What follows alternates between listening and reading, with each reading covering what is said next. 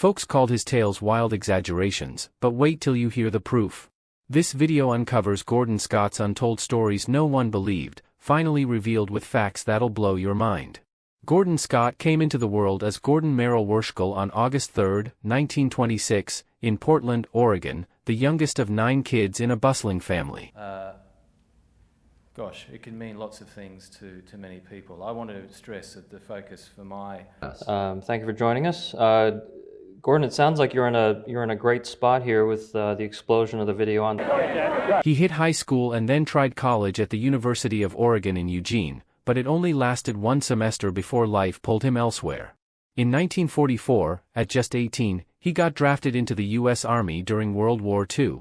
He served as a drill sergeant and military policeman, training recruits in California and Texas, but his big frame meant they had to custom-make his uniform, holding him back a bit.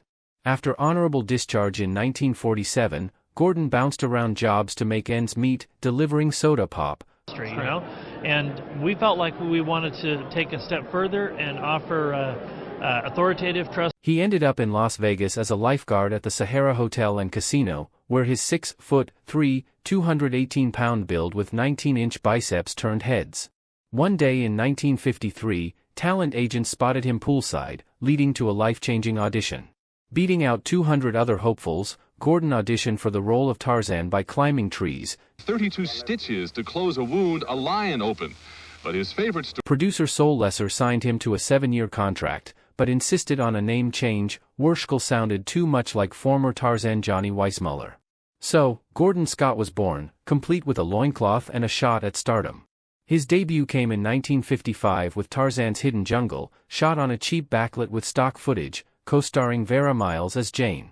Hey, Groucho, it's like, well, me asking you how you rack up along... But few knew this wasn't his first marriage. He'd wed Janice May Winecoop in 1948 while lifeguarding in Oakland, California, and they had a daughter, Karen Judith, before divorcing in 1949. Gordon's early Tarzan was the strong, silent type, speaking in broken English like Weissmuller's version, but he dove into the role with gusto, doing his own stunts. It brings a tear to your eye, it really does. The support's been amazing. But he filmed on location in Africa, adding real adventure.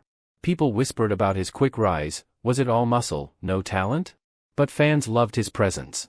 Then came Tarzan's Fight for Life in 1958, his only film with Jane throughout, and a wild story emerged from the set.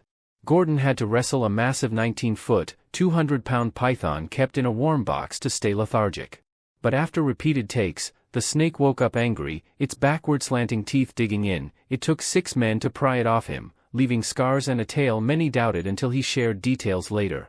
That same year, Tarzan and the Trappers was meant as a TV pilot but flopped, not airing until 1966. Gordon pushed through, but behind the scenes, his marriage to Vera was rocky. She believed she was his first wife, unaware of the prior marriage and child, a secret that fueled rumors and added to his mysterious persona. By 1959, in Tarzan's Greatest Adventure, shot in Kenya with Sean Connery as a villain and Anthony Quayle, Gordon evolved the character. No more pidgin English, he played Tarzan as educated and articulate, true to Edgar Rice Burroughs' books, even shooting a bad guy point blank. Fans praised this shift, but skeptics thought it too sophisticated for the ape-man. One unbelievable story from Africa: at a Nairobi press conference, a 500-pound lion attacked Gordon, mauling his arm and requiring 36 stitches. He fought it off barehanded, earning the Maasai tribe's respect. They named him Warrior Who Climbs Tall Trees. Many called it Hollywood hype until photos and witnesses confirmed the brutal encounter.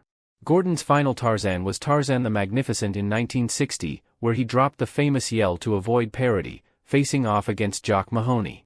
Over 6 films, he became the 11th Tarzan, bridging old and new styles.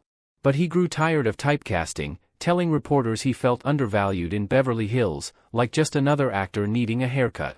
His disdain for producer Sol Lesser ran deep. He called him cheap and quit, demanding $150,000 per film or nothing.